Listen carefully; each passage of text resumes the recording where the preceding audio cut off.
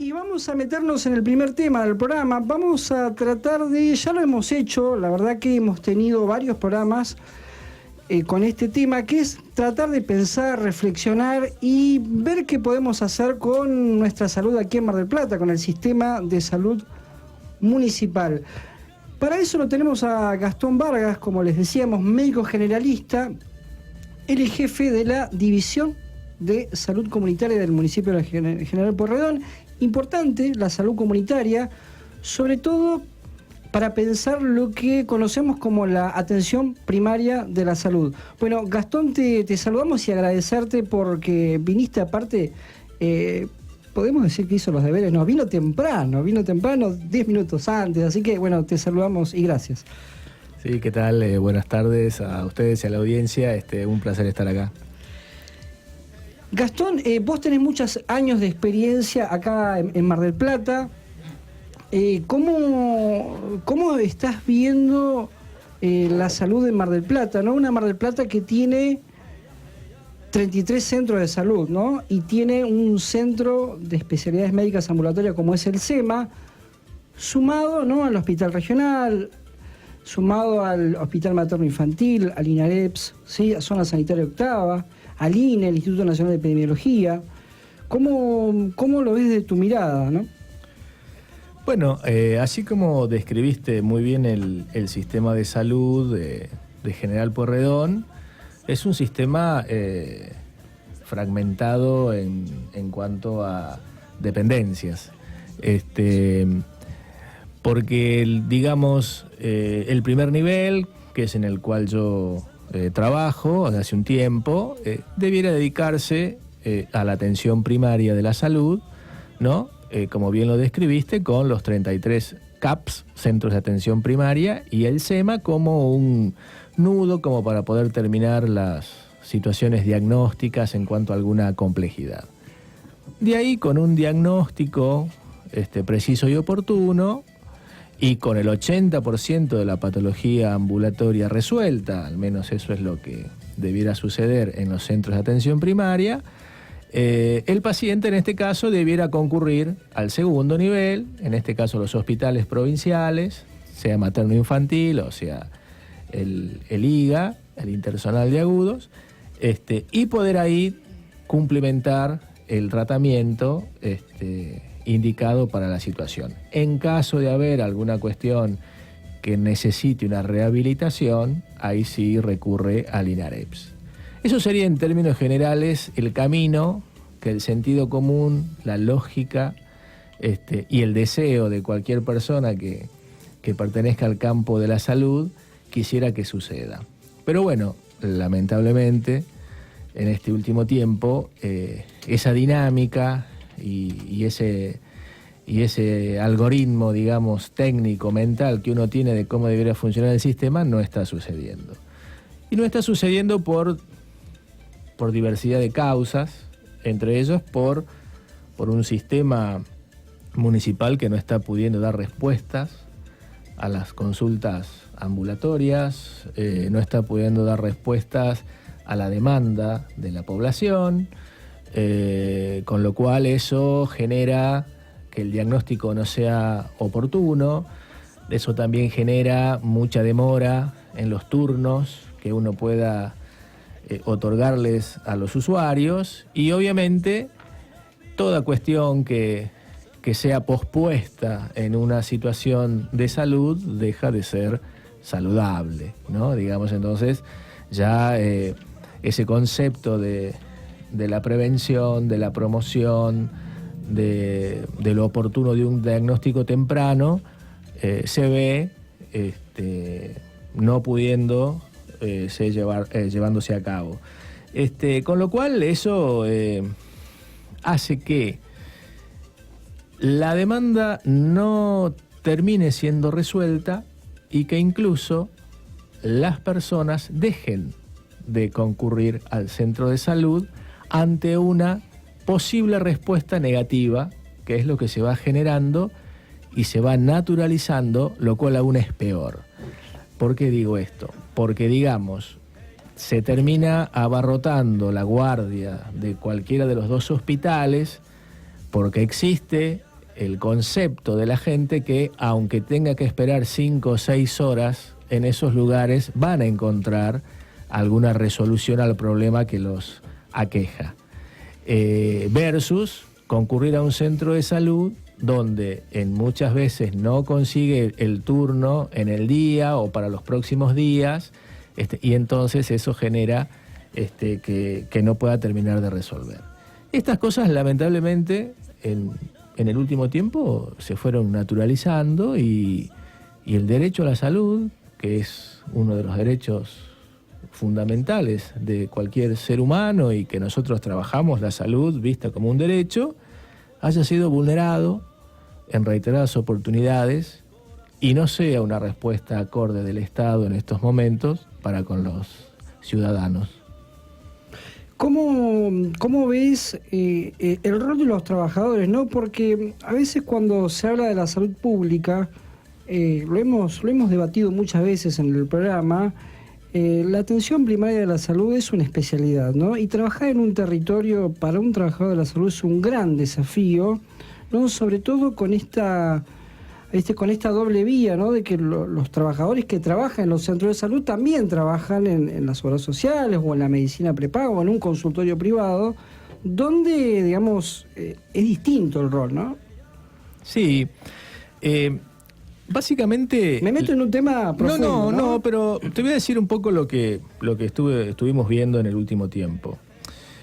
Cuando uno está en un lugar en el cual queda en el medio, en un lugar incómodo, ¿no? Por decirlo, cualquier profesional de la salud, cuando vos tenés una demanda que no podés resolver, o cuando vos, como desde tu práctica, cualquiera sea la disciplina, indicás algún tratamiento o solicitás algún estudio diagnóstico que no podés cumplimentar, obviamente eso te genera una frustración importante como trabajador dentro de un sistema que no está pudiendo dar respuestas. En el último tiempo, lo que ha sucedido es que muchos compañeros del campo de la salud que trabajan han disminuido su carga horaria de trabajo dentro del sistema. Entonces, por decir, una persona que tenía 30 horas asignadas a trabajar semanalmente dentro del sistema, ahora trabaja 18 horas semanales, lo cual... El impacto en un centro de salud de un profesional que concurría 5 días pasa a concurrir 3 días. Y la demanda sigue siendo exactamente la misma, con lo cual se ve sobrecargado, sobreexigido el mismo sistema. A nivel privado, te voy a decir que no se lo ve todavía tan general, pero en muchos casos... la crisis del sistema también se ve, digamos, no es que por trabajar en un consultorio o en alguna obra social X uno tenga todas las respuestas y esté todo resuelto, ¿no? Ha habido recortes en muchos casos y las auditorías son mucho más exigentes y hay cuestiones también que llevan tiempo y demanda y, digamos, muchos usuarios del sistema de alguna obra social, prepaga o mutual, no están pudiendo tampoco, aún pagando un X canon mensual, resolver el problema de salud. Bien, sí, porque por ahí planteaba este eje de los trabajadores, ¿no? Porque no es lo mismo, ¿no? Trabajar en una comunidad, en un barrio, trabajar en Las Heras, trabajar en Gloria la Peregrina, trabajar en Chapadmalal, ¿no? Donde entran en juego, sumándolo, que lo que siempre tratamos de poner énfasis, ¿no? Cómo todos los temas de la sociedad influyen en la salud y quizás la respuesta desde la salud es mínima, ¿no? Porque, ¿no? La importancia de poder comer, la importancia de tener un aire puro, la importancia de acceder a la cultura, de tener trabajo, ¿no? Correcto. Hay una zona de disconfort creciente, ¿no? ¿Esto qué quiere decir? Digamos, el que trabaja en un centro de salud y un tiempo a esta parte no está pudiendo generar satisfacción, si se quiere, en la persona que viene a buscar una respuesta. Y eso genera una frustración. Y uno ante eso tiene dos caminos. digamos, en la generalidad. O hace lo que hizo gran parte del recurso, que es replegar, con lo cual redujo su capacidad, sus horas de exposición y de trabajo en el sistema, o en muchos casos, y que no es lo habitual afortunadamente, es la naturalización de la crisis, ¿no? Entonces, cuando uno naturaliza la crisis, es como que también, en cierta medida, termina siendo cómplice, digamos, claro, del sistema. Entonces, eso afortunadamente no pasa, pero de esto no tener un cambio, un cimbronazo, una oxigenación en el corto o mediano plazo, yo creo que puede empezar a suceder. ¿Por qué? Porque, digamos, ahí ya se vuelve a cumplir, digamos, una lógica perversa, que es del asalariado versus el que no tiene nada. Entonces ahí ya se genera sociológicamente otra situación ya más compleja de explicar, pero que se da en la realidad, digamos, donde uno mismo, que debiera ser facilitador en un sistema, termina siendo barrera. Claro, sí, ¿no? Este desafío cultural, ¿no? Cultural de poder pensar como un servidor público, ¿no? Y entra por ahí un tema que es la intersectorialidad, ¿no? Esto que plantea la Organización Mundial de Salud hace unas cuantas décadas, estamos cumpliendo 40 años, ¿no?, de aquella declaración de Alma Ata, ¿no? Esta posibilidad de trabajar con los otros sectores para hacer más efectivo la intervención de salud. Necesariamente tiene que ser así, digamos, hoy por hoy, que también es una fantasía que el Estado solo pueda dar todas las respuestas. Sí. Eso no va a suceder más, por más que uno quiera o lo haya estudiado así hace algunos años atrás. Hoy por hoy, si no existe una red, digamos, intersectorial para dar respuestas, es muy difícil, ¿no? Sucede con los consumos problemáticos de sustancias, sucede con el tema, digamos, no puede haber una planificación, una educación sexual integral en un centro de salud si en la escuela tampoco se acompaña. O sea, tiene que haber en innumerables escenarios temas comunes, ¿no? Digamos, yo siempre dije que para mí un centro de salud tiene que ser un lugar de construcción de ciudadanía. Y a veces eso no se entiende, pero es así, porque es donde uno tiene que garantizar el derecho y favorecer todos los otros derechos de las personas, ¿no? Depende cómo vos evalúes una política. Por ejemplo, el tema de la asignación universal por hijo, que es una política que tuvo un impacto importante dentro de la sociedad. Uno puede criticar la forma que se implementó a través de un crédito. Entonces estos créditos que te otorgan ciertos organismos internacionales de condicionalidad, o sea, yo te presto, pero vos me tenés que garantizar la escolaridad y la salud en este caso de los chicos. Y a mí, más que usar la palabra condicionalidad, me gusta usar la palabra corresponsabilidad, porque es responsabilidad tanto de la familia como del Estado, en este caso en la escuela y en un centro de salud, que esto suceda. No es un simple requisito aislado de decir, bueno, saco un turno una vez al año para que le hagan el control, y si no encuentro el turno me recorro todos los centros de salud, y si no encuentro, sé que algún operativo algún sábado en algún barrio de muchos compañeros que hacen intervenciones territoriales lo van a conseguir, y termino consiguiendo la famosa firma de la libreta, y eso pierde absolutamente el sentido, por lo cual una política pública lo que intenta hacer es garantizar derechos, ¿no? En este caso el de la salud de los niños. Estamos escuchando a Gastón Vargas tratando de pensar, reflexionar sobre nuestro sistema de salud municipal. Nos hemos tratado de meter en los centros de salud y en ese desafío permanente de seguir construyendo salud, en este caso aquí en Mar del Plata. Gastón, preguntarte algo que nos han preguntado varias veces aquí en el programa, y ya es un tema más específico, ¿no?, de la salud. ¿Por qué se ha dejado de hacer la libreta sanitaria, digamos, en Mar del Plata? Eso es una decisión netamente política, ¿no? Porque, de hecho, si vos me preguntás, yo, hasta donde yo sé, no no se ha hecho una ordenanza que diga que no se tenga que hacer. Con lo cual, ¿qué digo? Que hay una ordenanza que dice que la libreta sanitaria debe hacerse dentro del Sistema Municipal de Salud. Hay una palabra prohibida, ¿no?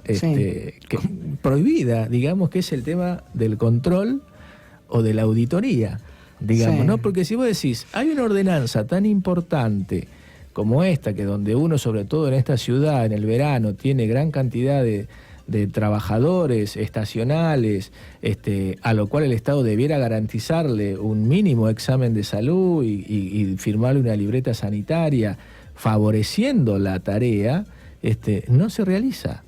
Y es una cuestión política, y es una cuestión que en su momento la tenía el INE, después la dejó de hacer el INE, después se generaron algún espacio físico que la gestión anterior lo iba a comenzar a hacer frente del INE en unos consultorios donde hoy funciona Adolescencia. Sí. Bueno, esos consultorios fueron en su momento refaccionados para hacer el tema de la libreta sanitaria. Claro. La gestión, cuando ingresó esta última, habrá considerado que no era necesario, o habrá considerado que era más oportuno hacer Adolescencia, que no digo que esté mal, pero, claro, pero bueno, desarrolló en ese espacio otro programa y la libreta quedó en la nada, digamos. Entonces, eso es una cuestión política.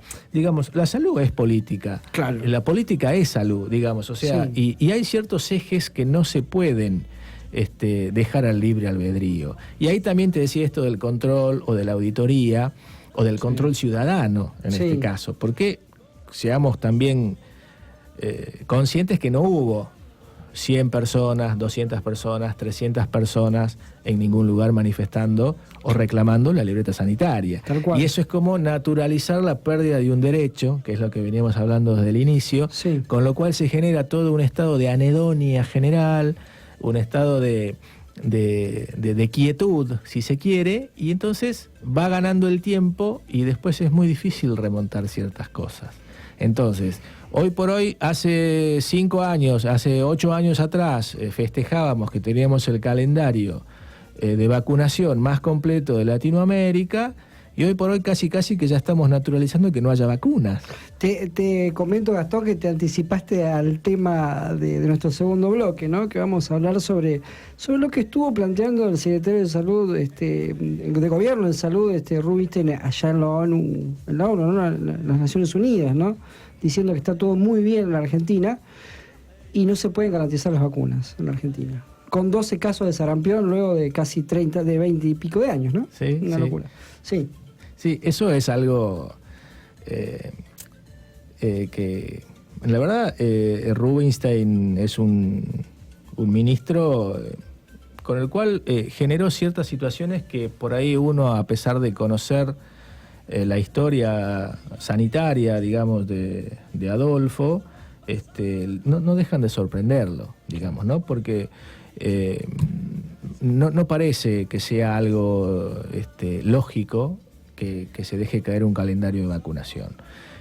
Y sin embargo fue por eso, porque no hicieron las compras necesarias, porque, o sea, fue previsto que pueda suceder. O sea, no fue una fatalidad que venía un avión con todas las dosis y se cayó en medio del océano. Eso no sucedió, digamos, no se compró la cantidad necesaria. Y hacer eso es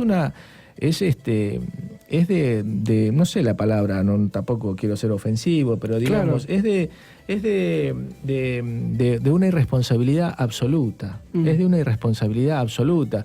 Porque uno puede comprender quizás que algún insumo X pueda faltar, pero ya una vacuna no, porque digamos, en las medidas de impacto global que más salud generaron en la población fueron el agua potable y las vacunas. Sí. O sea, ya no hay vacuna, falta que deje de haber agua potable, digamos, claro, como para terminar de destruir todo lo que se construyó en años, digamos, ¿no? Entonces, esas son las cuestiones que después son muy difíciles de revertir, porque como vos decís, hay casos de sarampión, acá en Mar del Plata también hay casos de sarampión confirmado. O sea, todo eso tiene que ver con todo un Estado que saca el pie del derecho a la salud, que no lo garantiza, termina de ser, no es más garante de salud, favoreciendo también, porque es parte del juego, a ciertas corrientes antivacunas, ¿no es cierto? Que así sorpresivamente tuvieron más prensa, más difusión, más adherentes por tal motivo. Entonces, todo como un juego perverso, ¿no? Es como todo, o sea, uno termina siendo dentro de la salud pública lo que uno tanto critica, que es la medicalización de la vida, ¿no? Sí. Entonces, vos decís, bueno, años atrás tener X cantidad de colesterol era considerado elevado, Sí. y ahora esa cifra es mucho menor. Está bien, hay estudios que lo avalan, pero todos sabemos que los estudios, en su mayor parte, están financiados por la industria farmacéutica. Entonces, vos si vas hoy a un consultorio y tenés en edad promedio 40, 45 años, es muy raro que no te vayas con un medicamento en la receta, digamos, porque X situación tenés. Bueno, lo mismo pasa cuando vos generás que se favorezca algo en contra de algo que está absolutamente probado. O sea, como esto de las vacunas, digamos, ¿no? Que se haya favorecido la situación de los movimientos antivacunas no es casual. No es casual. Gastón, vos hablabas, ¿no?, de la salud como una construcción de ciudadanía, ¿no? En la anterior gestión hubo en un momento algo que nos resulta interesante, ¿no? Es una ordenanza donde plantea corregime si me estoy equivocando, consejos vecinales en salud, ¿no? Con esta posibilidad de esto que se sigue llamando participación comunitaria en salud, que, bueno, siempre se abre el debate hasta dónde sí, hasta dónde no, pero puede ser una herramienta siempre interesante. Sí, es verdad lo que vos decís. Esa ordenanza no se reglamentó, pero existe. Y se aprobó, y fue un logro de la gestión anterior, y todos estuvimos contentos, ¿no? Lo que pasa es que muchas veces uno, y es una crítica que lo hago desde lo personal, uno muchas veces trabaja para la tribuna. Entonces, cuando vos no tenés la convicción de lo que estás haciendo, es muy difícil que eso lo puedas llevar a cabo en el futuro. Digamos, si es por ordenanzas, existen ordenanzas de todo tipo, tamaño, color, y te digo, referidas a la salud. Sí. Por ejemplo, el tema de la oferta de menúes para celíacos, que hay una ordenanza, no sé, recorrer, fíjate si en los restaurantes están, te puedo asegurar que en muy pocos. Está el tema del salero, ¿no? El salero famoso. El salero famoso, que parece una cosa muy banal y sin embargo no se cumple. Estaba el tema del baño para discapacitados, que se resolvió fácilmente poniendo un cartel diciendo no tengo baño para discapacitados, ¿no? En vez de hacer la reforma correspondiente. Bueno, yo creo que la que se respeta, la única que se respeta es la del tabaco. La del tabaco. ¿No? Porque también hay una cuestión social en el medio que favoreció a que se deje de fumar en ambientes cerrados.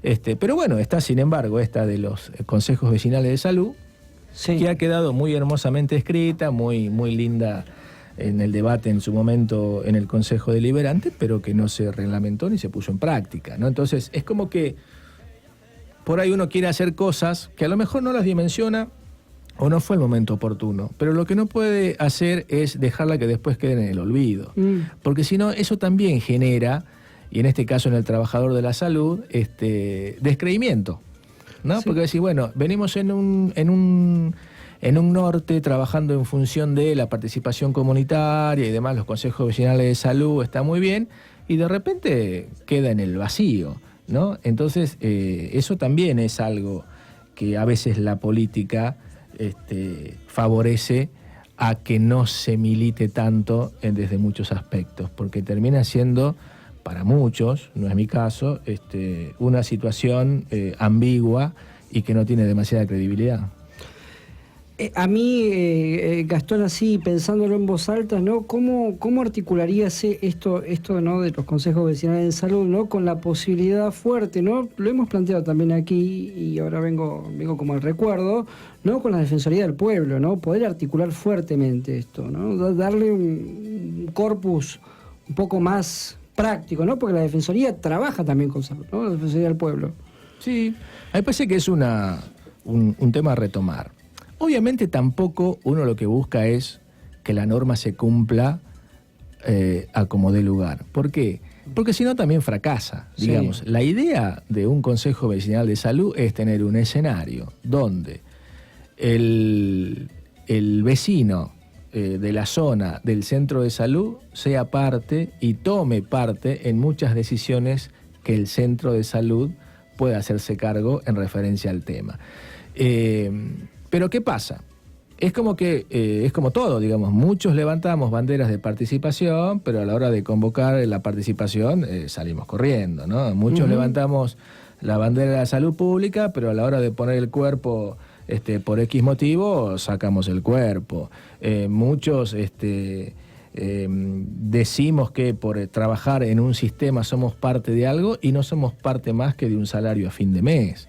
Entonces, eso también tiene que haber un trabajo permanente en los equipos de salud. Digamos, hay muchos compañeros que dicen, no, yo trabajo en atención primaria por el solo hecho de trabajar en un CAPS, y no es eso. Digamos, si uno, más allá de lo geográfico, no tiene la firme convicción de lo que es la atención primaria y la milita y la defiende, entonces, si el sistema realmente hubiera sido así, hoy los consejos vecinales estarían funcionando, porque hubiera sido una necesidad del conjunto. Yo creo más que fue una necesidad política aislada, con una comunidad medianamente movilizada y con equipos en los centros de salud que no estaban para nada movilizados, con lo cual eso obviamente era un ajedrez, un rompecabezas, mejor dicho, el cual era medio complejo que las fichas concuerden. Porque si no, cuando uno realmente quiere que algo suceda, en el corto o mediano plazo termina sucediendo. Ahora, cuando uno simplemente lo dice lo discursivo, y eso por ahí se agota en el corto plazo.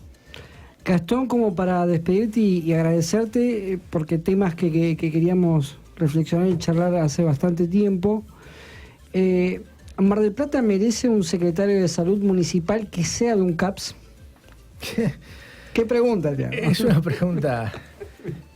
Yo creo que en realidad merece alguien que realmente, sí, yo creo que merece un secretario de salud que sepa de salud pública, ¿no?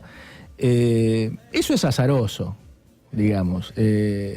Y con esto no hago ninguna crítica a ningún secretario que haya pasado o demás, pero en realidad yo te voy a hacer 2 o 3 planteos, digamos, simples. Digamos, hoy por hoy, yo al menos, y no sé si ustedes o parte de la audiencia, si iría a operar con alguien que no sea un cirujano.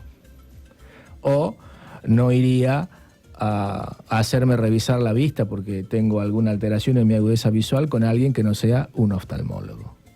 Sin embargo, a la salud pública la puede manejar cualquiera, ¿no? Entonces, digamos, ¿existe la especialidad de salud pública? Sí, existe la especialidad de salud pública. Te dejo la tarea para el hogar, averiguar en el colegio médico cuántos especialistas en salud pública hay en General Porredón. Eso te lo dejo para que lo averigües. Entonces, ¿qué pasa? Puede venir una persona con mucha voluntad, puede venir una persona con muchas ganas, puede venir el amigo personal del intendente de turno, puede venir el médico personal del intendente de turno y ponerse en un rol que no tiene mucho sentido que lo ocupe, más allá de la lealtad que le pueda tener a la persona que lo designó en el cargo. Entonces, ¿qué pasa? Vos tenés mucha más posibilidad de errar cuando te pones al frente de algo que no conocés. Entonces, la salud pública no es una cuestión de ganas o de función. La salud pública es una rama del ejercicio de los trabajadores de la salud, porque tampoco es que sea exclusiva de un médico, porque puede ser un odontólogo, puede ser un psicólogo, puede ser un trabajador social, pero digamos que se dedique y tenga capacitación en la materia. De esa forma habría mucha menos posibilidad de errar. Si es del sistema o si no es del sistema, eso es un dato menor. Lo que no puede volver a suceder es que vengan personas que nada tengan que ver con la salud pública. Gastón, te agradecemos mucho por acercarte acá a la radio, a Sanos de la Azotea. Bueno, ahí seguramente nos seguiremos encontrando. No, gracias a ustedes por la invitación.